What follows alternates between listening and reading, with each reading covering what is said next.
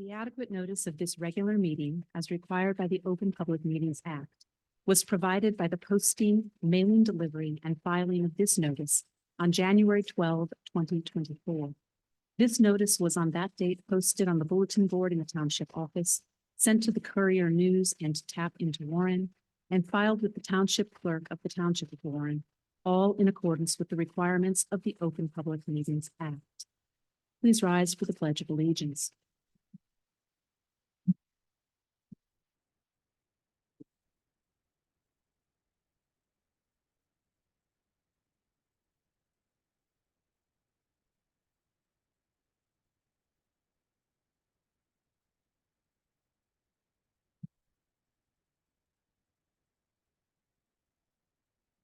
Mr. Hagel. I will call the roll now. Mr. Desai? Here. Mrs. Fightbaum? Here. Ms. Keller? Here. Mr. Malfetta? Here. Mr. Otto? Mr. Tor? Mr. Valentino? Mr. Weinstein? Here. Mrs. Zahn? Here. Ms. Keller. Resolved that the Board of Education approves the public and private session minutes of the February 26, 2024 board meeting. May I have a second? Second. Shall I call the roll? Please. Mr. Desai? Yeah. Mrs. Fightbaum? Yes. Ms. Keller? Yes. Mr. Malfetta? Yes. Mr. Weinstein? Yes. Mrs. Zahn? Yes. Motion passes. Dr. Mingle, correspondence and information. Thank you, Mrs. Zahn. In correspondence, the board is in receipt of 3 emails, one on the topic of polling places, 2 on the topic of NJCAP. There were 4 HIB investigations. 1 was at ALT, which was not confirmed, and 3 at Woodland, 1 confirmed, 2 not confirmed. And there was 1 out-of-school suspension at Central School. Thank you, Dr. Mingle. Good evening and welcome to the Board of Education's March meeting. On March 8th, I had the pleasure of attending the crescent lighting that was held at the Warren Township Pavilion commemorating the start of Ramadan. The Warren Township Middle School Choir sang again this year under the direction of Ms. Jensen. It was a real pleasure to see our young singers perform, and it was a beautiful ceremony. The crescent will be lit each evening through the month of Ramadan and will conclude with the celebration of Eid this year on April 10th. I want to extend my thanks for this invitation. I want to draw everyone's attention to an addition to tonight's agenda under new business and offer an explanation. Annually, the district receives a grant to provide state-mandated training on the prevention of child abuse to kindergartners and 3rd graders. Prior to the student sessions, parents are notified that the sessions will occur and are given an opportunity to attend an information session and, if the family wishes, to exclude their children from this training. This year, notification of the sessions did not go out on time to 2 homerooms of kindergartners and 2 homerooms of 3rd graders at Mount Horeb School. These were the only sections and the only school where these notices were not sent in a timely fashion. This is a serious failure. For the parents of these students, there was no opportunity to opt their child out of attending some or all of the program.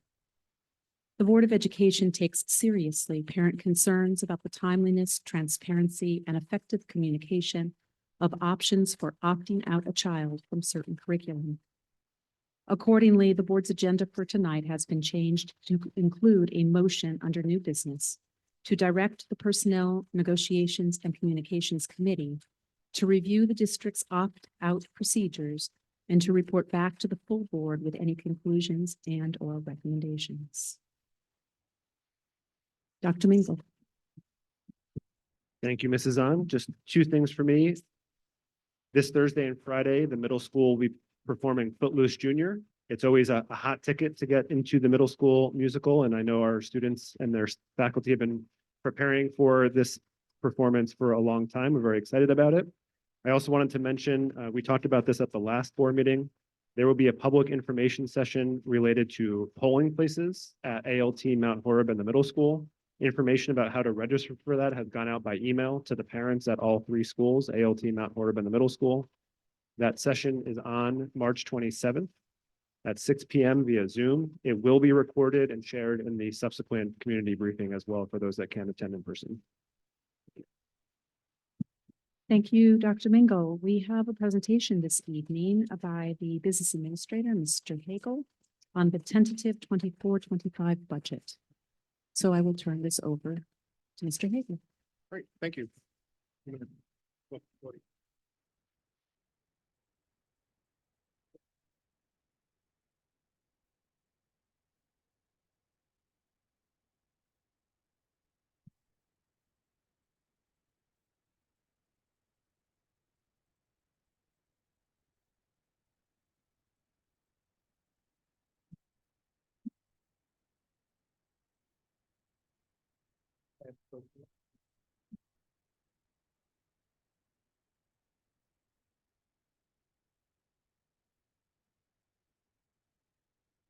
Good evening.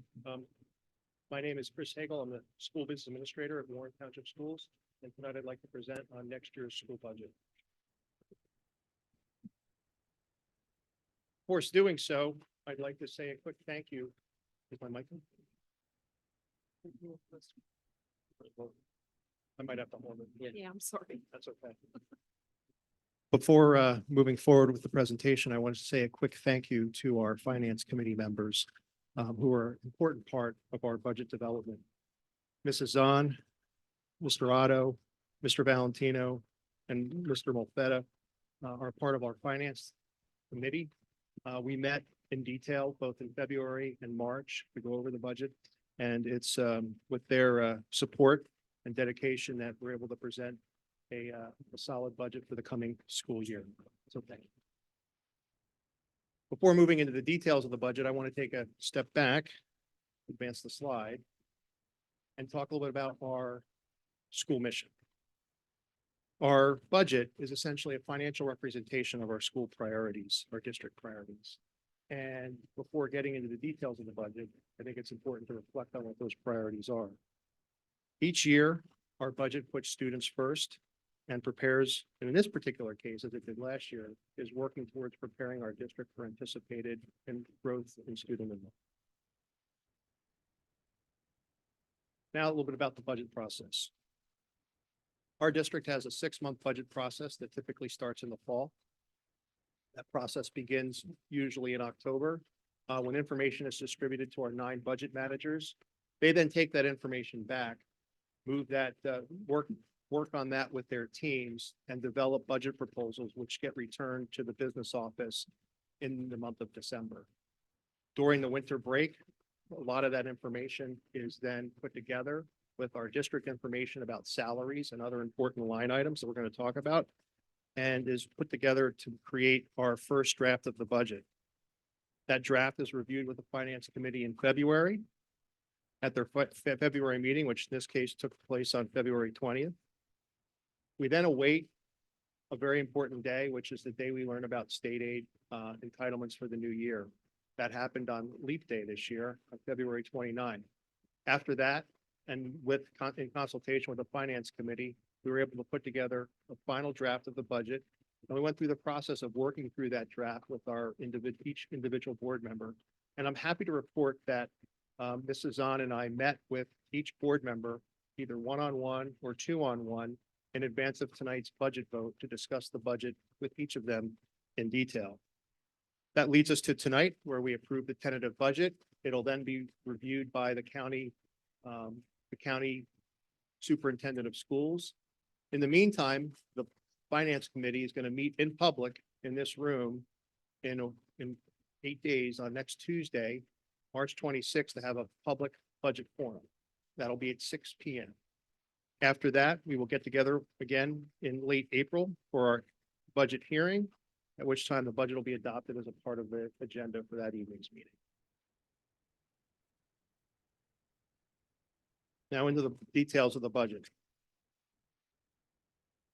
So our budget each year tends to have the similar budget drivers, items that continually affect how our finances are going to work in the next year.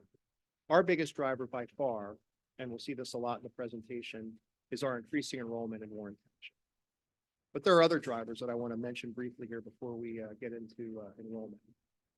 They are increases to contractual salaries, increases to healthcare, out-of-district tuition for some of our special ed students, our employer contribution to our pension here at the district, the FERS pension for some of our employees, not all. A mandated transportation contract inflation rate of 6%. This is the second year in a row where that has been roughly 6% for a cumulative over 12% over those 2 years. And then finally, like a lot of companies, we're seeing increases in our rates both for our casualty insurance as well as workers' comp. I want to take a step back now that we've talked about the drivers, a little bit of the budget, talk about how do we pay for some of those things as they go up? One of the ways we can do that, the board does it to a certain extent, but not the extent I'm about to explain, is through increases to the tax levy. The tax levy can be adjusted through 4 different adjustments.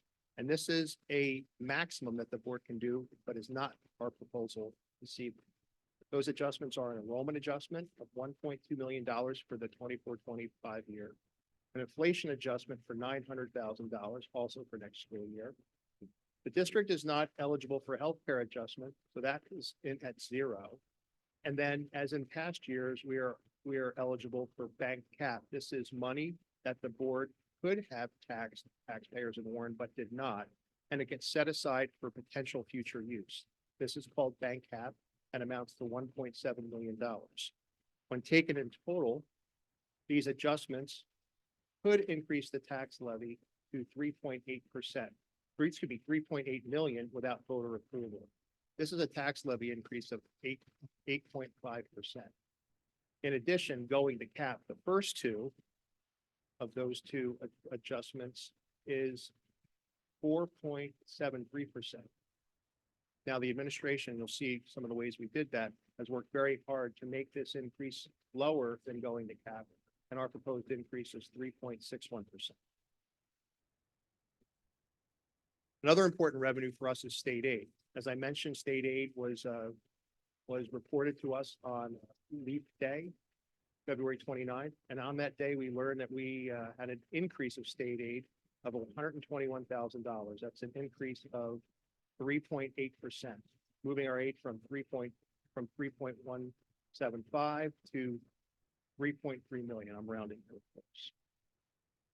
In addition, we depend on other revenues, and they include interest and investment income of $225,000. This is a substantial increase over past years. The district has done a very good job of what I would say aggressively investing our assets in treasury bills, which doesn't sound like much, compared to what some of us put our investments in personally, but for a school district, it's one of the more aggressive ways you can treat investments. We also earn revenue from our summer program and the tuition that's received from it. Our preschool program and the tuition that's received from it, I'm going to skip past the subsidy for just a second and come back to that. This year, we're starting a new program where we are going to begin the process of applying for Medicaid reimbursements for some of our students that are part of our special programs. In addition, we receive, that's called SEMI. I'm not sure what that stands for, but M&R is definitely for Medicaid. We'll be applying for reimbursements. A very small revenue amount of $23,000 in that area. In the transportation, other miscellaneous revenue area, we expect to receive $115,000. The bulk of this is runs that we do for other districts when we have availability with our drivers and our buses. Finally, we have a practice in our fund balance policy of using a portion of our fund balance each year to support the New Year's budget. So I talked about the revenues in detail. Let's talk a little bit about the expenses and how we work to reduce those to meet the budget in the middle. The first thing, I think the most important thing, and something that our budget managers should get a huge applause for is each of them work to reduce their budget by 10% from this year, the 23-24 year, the next year, the 24-25 year. In some cases, that's tens of thousands or hundreds of thousands of dollars.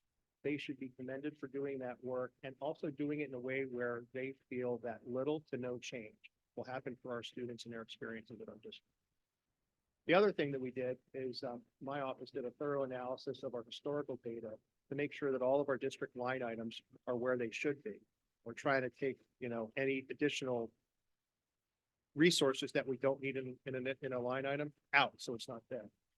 And then finally, we looked at our position control roster and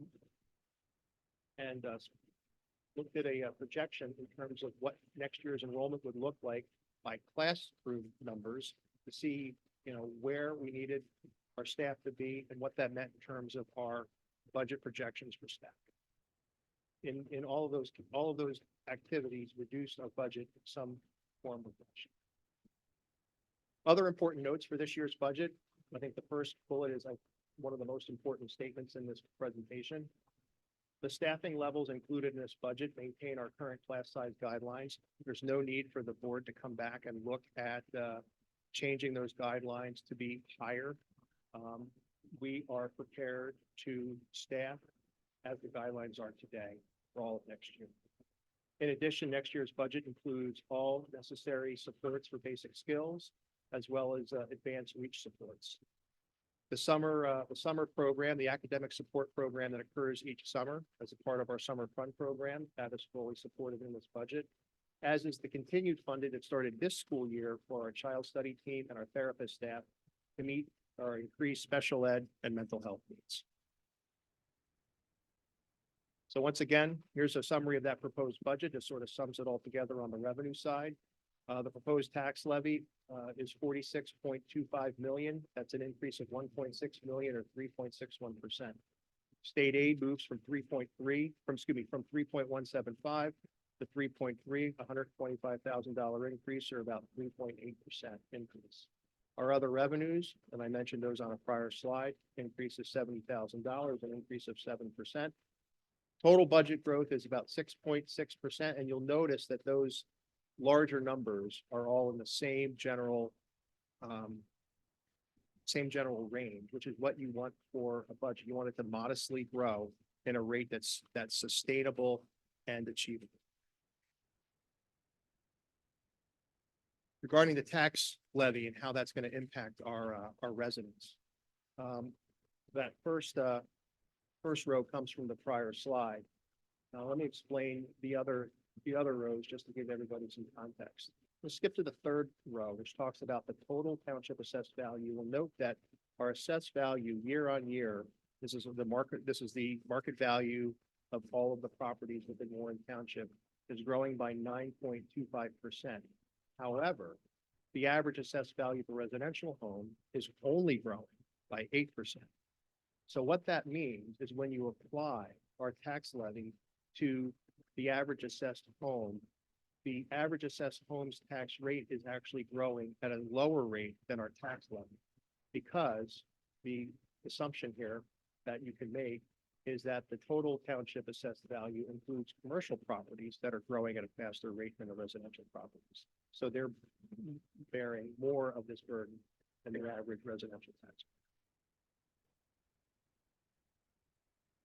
Another thing that's important to note, this budget refills our banked cap. Just as a quick reminder, bank cap is how much money the board was able to tax in a certain year but did not need, and therefore it gets banked is the term for use in a future year.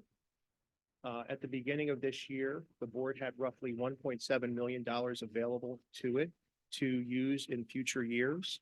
That year, 21-22, rolled off was approximately $493,000 in memory. It's replaced by $499,000 in bank cap, which means we are essentially replacing the cap we lose as a part of this budget. So that is flat. In terms of our next steps after tonight, we are recommending that the board approve this budget for review by the county, the county superintendent's office. We will have a public budget forum here next Tuesday, March 26th at 6 p.m., not 6:30, 6 p.m. We will look to obtain the approval of the County Office of Education. I will submit that either tomorrow or Wednesday. It's due by Wednesday, close of business.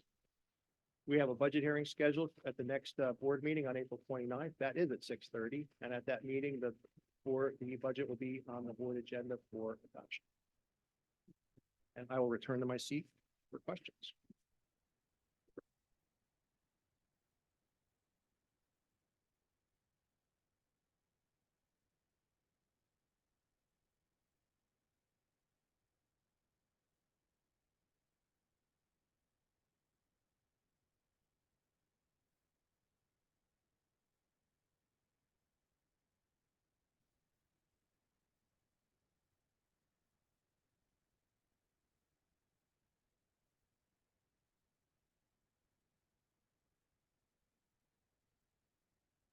Thank you, Mr. Hagel. Does any board member have any questions? Okay. Moving on, we do not have any discussion item on the agenda for this evening, so we are going directly to committee reports. The first report being Curriculum and Technology Committee, Mr. Tor. So we met on February 26th. For two of us, myself and Mr. Linkletter, that was actually our first curriculum meeting. So Mr. Kimmick reviewed the committee goals. There were no changes recommended by any of us to the goals that exist today. We also reviewed the iReady winter results. There were clarifying questions, but no material comments. I mean, no comments that led to any significant actions, but we did agree to take a deeper dive at the next one when we've got more data points to look at. We then looked at the K-5 program review committee's scope of work, specifically to better understand that, and the recommendation for materials. Then after that, the program needs for future committee meetings, but again, it's fairly early stage, so there was no material concerns or recommendations for change from any of us. And then we have one new item, which was health instruction. And myself and Mr. Kimmick agreed to provide background information and facts on the process and the history behind that for any committee member who would want to review it. And that was the meeting. Thank you, Mr. Tor. Moving on to Finance, Operations, and Security Committee. Much of what I have here is going to be a repeat of either the superintendent's comments or the presentation, just the same. The Finance, Operations, Security Committee met on March 11th with 2 members and the alternate member present, with the third member joining later in the meeting. The meeting commenced with a final discussion of the tentative 24-25 budget. At this time, all board members, as Mr. Hagel stated, have attended individual or small group meetings for a deep dive into the budget. After months of work, the Finance Committee unanimously recommends approval of the 24-25 tentative budget, which was presented by Mr. Hagel this evening and which appears as item B7 on tonight's agenda. I would like to thank Mr. Hagel, the business office staff, all budget managers, including our various departments such as transportation, building administrators in each of our schools, special services, IT, operations, curriculum, and of course our superintendent, Dr. Mingle, for their hard work on developing and finalizing this budget. The proposed tax levy is meaningfully below last year's levy, despite a continued increase in student enrollment. As a testament to the length of time it takes to get to this point, I would like to also thank the members of the Finance Committee that worked on this budget. For 2023, committee members were Mr. Brzee, Mr. Otto, and Mr. Valentino. For 2024, committee members are Mr. Otto, Mr. Valentino, and Mr. Molfetta as an alternate. The development of the budget is complex, and the time and energy demanded of committee members and board members is significant. I will echo Mr. Hagel's reminder that on March 26th at 6 o'clock, there will be an open meeting of the Finance Committee here in the Warren Middle School. Residents are welcome to attend and ask questions about the budget. The committee then moved on to the 5-year capital improvement plan. The five-year capital plan is nearly complete. Accordingly, the Finance Committee meeting scheduled for April 15th will be held in person at the board office so that the committee can review the plan and begin the process of developing a recommended priority list of projects. And the final item discussed at the committee echoes what Dr. Mingle stated earlier. This is a reminder that the Warren Middle School, ALT, and Mount Horeb have been identified as polling places going forward, and specifically for the June primary and November general election. The county has approved specific locations in each building where polling will take place.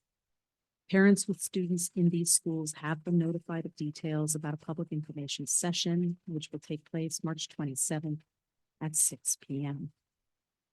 That's all for finance, personnel, negotiations, and communication committee. Ms. Keller. The negotiations committee met on February 26th and March 13th for the continuing negotiation sessions with the WTA. Thank you, Ms. Keller. At this time, we will move into the first opportunity for public commentary. This is the first of two opportunities for public commentary. I ask that anyone interested in addressing the board please raise their hand or use the raise your hand feature on Zoom. Each speaker is asked to limit their comments to 3 minutes. Please begin your comments by stating your name and address and by directing your comments to the presiding officer, and that would be me. Please know that the Board of Education welcomes and encourages input from the public. Public commentary is intended as an opportunity for the board to receive such input, but is not intended as a Q&A session. Following public commentary, if appropriate, the presiding officer or the superintendent may provide some response. For this opportunity, we ask that your comments be limited to items that appear on tonight's agenda. There will be a second comment opportunity for all other comments later in the meeting. So at this time, I would look to the audience, but we do not have an audience. So going to Zoom. Oh, I'm so sorry. Brenda is here. Brenda, do you wish to make a comment? All right, my apologies. Now going to Zoom. Do we have anyone on Zoom who wishes to make a comment? Going once. All right, do I have a motion to close the first public commentary? A second? All in favor? Opposed? Abstain? The first public commentary is closed. Moving on to items for board consideration. Dr. Mingo, do you have anything you'd like to draw attention to? The only thing I'd like to say is regarding item B7, the tentative budget, to echo Mrs. Zahn's comments. Thank you, Mr. Hagel, members of the Finance Committee, of which Mrs. Zahn is the chair and did not give herself any credit during that process, while she thanked many other people.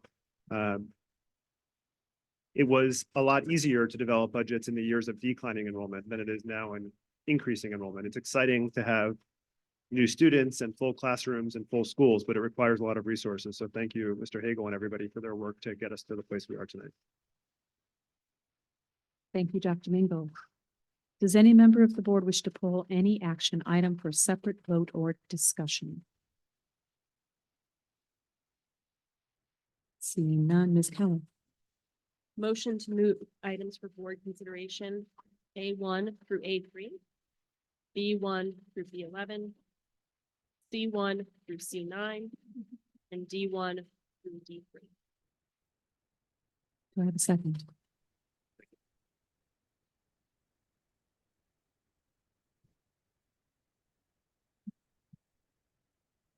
May I call the roll? Please. Mr. Desai? Yeah. Mrs. Fightbaum? Yes. Ms. Keller? Yes. Mr. Malfetta? Yes. Mr. Tor? Yes. Mr. Mr. Weinstein? Yes. Mrs. Zahn? Yes. Motion's passed 7-0. Thank you, Mr. Hagel. The agenda does not have any unfinished business, so moving on to new business. The new business section has a resolution for the board's consideration. The resolution is that the Board of Education directs the Personnel Negotiations and Communication Committee to review the district's opt-out procedures and to report back to the full board with any conclusions and or recommendations. Does any board member have any comment?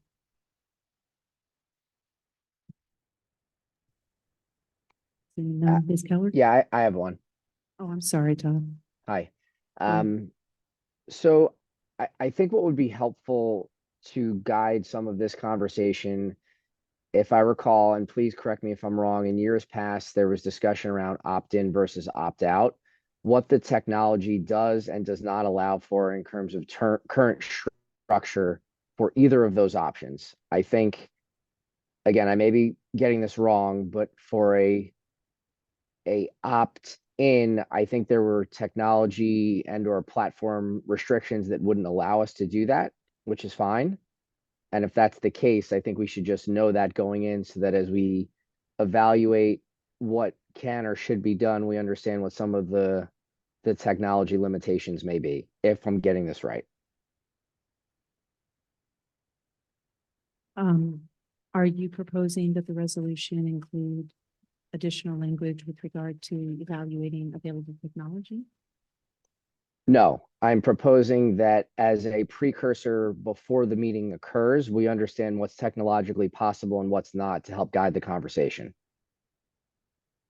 Because if we have ideas that we would like to propose in order to amend the current procedure, but the technology or process does not allow for it, then those ideas are null and void, I would think. Right.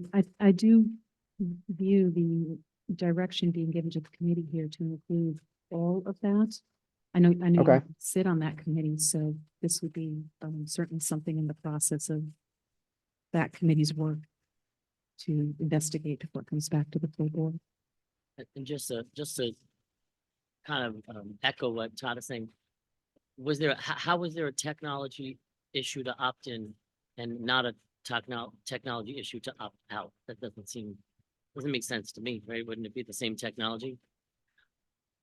I think that that's something the committee should definitely take a look at, but yeah. We're at the stage here where we're actually designating a committee to look at all of them. Okay. Yeah, and I'm not opposed to it being in the language of what we have on the agenda tonight. I just think in some way, shape, or form, we should just have knowledge of it so it shapes the conversation, right? So we're using our time as best we can. I agree. We all want to make the best use possible of our time. The chair of that committee is Ms. Keller, so I do invite any board member who has thoughts or comments about this process to contact her. And with that, I think that the board should be directing the committee to do their work. So, Motion to approve the resolution directing the Personnel Negotiations and Communications Committee to review the process procedures and report back to the full board with any conclusions and or recommendations. do I have a second?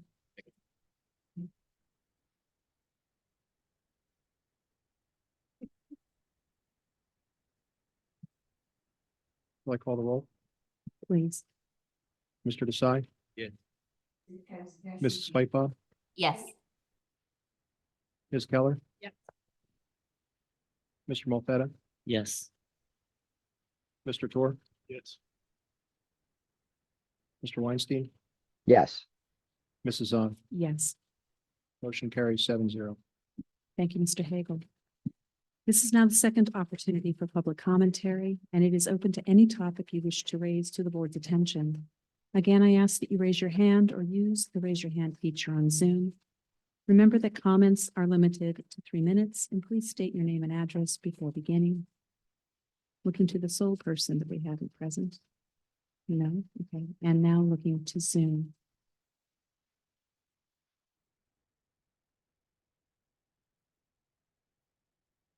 Seeing nobody on Zoom, is there one?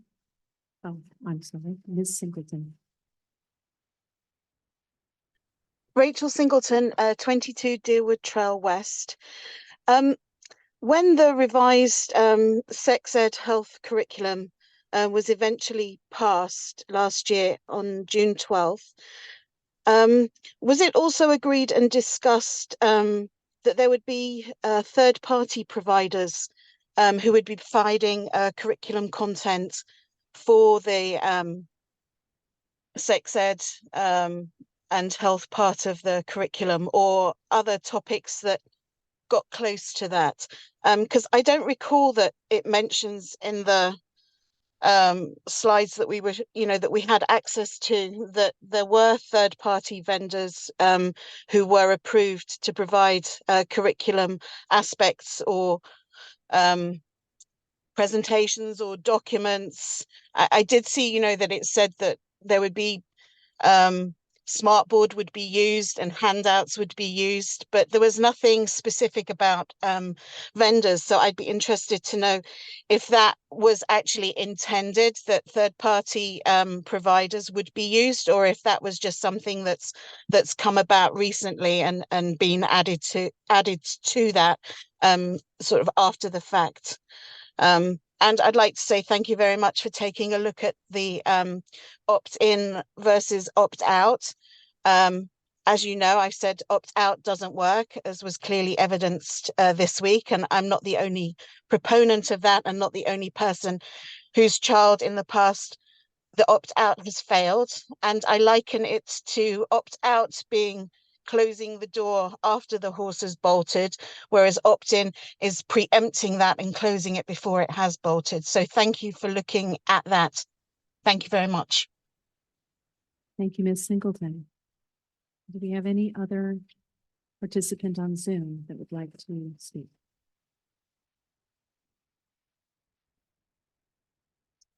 Last chance. Seeing none, may I have a motion to close the second public commentary? All in favor? Aye. Opposed, abstain. Second public commentary is now closed.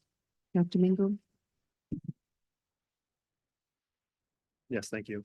So the health and physical education curriculum approved by the board does not use any third-party providers. The NJ-CAP, or Child Abuse Prevention Program, is separate. It's not part of the health curriculum directly. That has been approved by the board at least for the last 10 years. I think it probably goes back closer to 20, and done every year with kindergartners and third graders. But that is unrelated to the health and physical education curriculum as approved by the board last year. Thank you, Dr. Mingle. Ms. Keller? Whereas the Open Public Meetings Act, NJSA 10-11, permits the Board of Education to meet in closed session to discuss certain matters. Now, therefore, be it resolved, the Board of Education adjourns to closed session to discuss collective bargaining agreement and/or negotiations related to it, a matter involving purchase, lease, or acquisition of real property with public funds. Action will not be taken upon return to public session. The length of the meeting is anticipated to be approximately 20 minutes. And be it further resolved, the minutes of this closed session be made public when the need for confidentiality no longer exists. You have a second? All in favor? Aye. Opposed, abstain. The board is now heading into executive session.